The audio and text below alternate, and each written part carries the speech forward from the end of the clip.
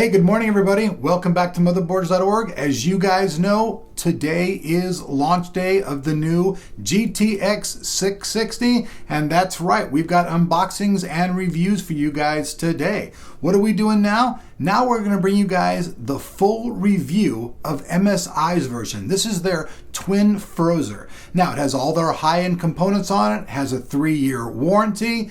Now the big things about this card are its cooling. So with that said, let's jump in now, let's take a look at the card. Now the first thing that you can see right off the bat as we look at it is the shroud covering the card that has twin FROZR plainly labeled on it. There are 2 fans. As we turn the card to the side, we can see the PCI 3.0 interface.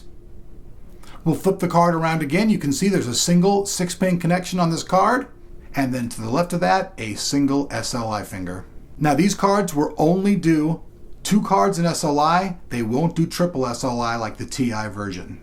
Now all around the card underneath, you can see the cooling solution. It's got all kinds of heat fins, heat pipes, all kinds of good things that make the card run cool. Now let's take a look at the features of the card.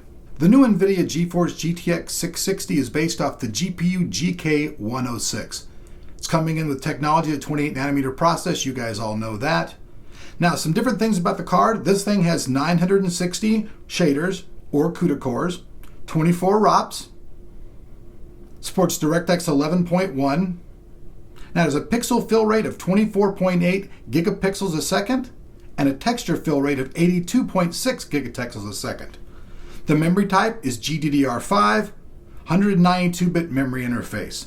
Memory size on all cards, just like this one, is 2 gigabytes. And the bandwidth is 144.2 gigabytes a second. Now, the GPU clock in this one is overclocked. Reference clock comes into market at 980. This one comes in with 1033 megahertz.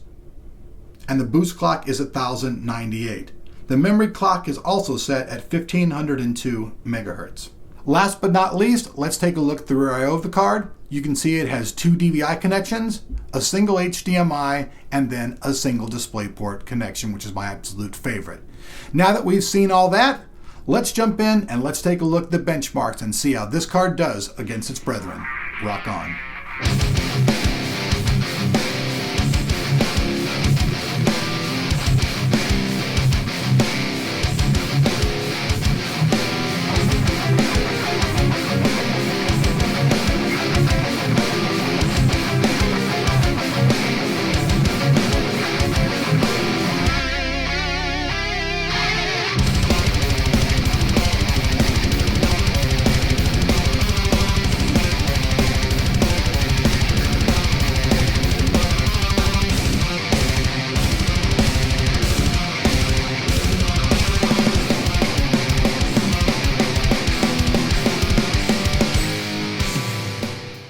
All right, folks, so right off the bat, let's talk about temperatures.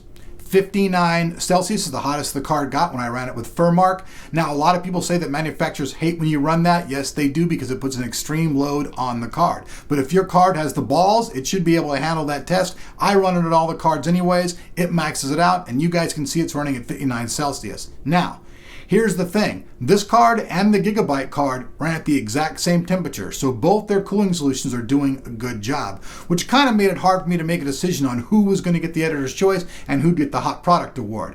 But at the end of the day, I really do like the way the twin FROZR card looks. I think most of you guys out there will agree. The total shroud on the card is just really cool. Now the card's going to come to market at about $229. It'll be released to all the e-tailers out there, Amazon, Newegg, and all that stuff probably later on today. So with that said, this card gets an editor's choice here on Motherboards.org on launch date September 12th, 2012. See you guys back here on Motherboards.org.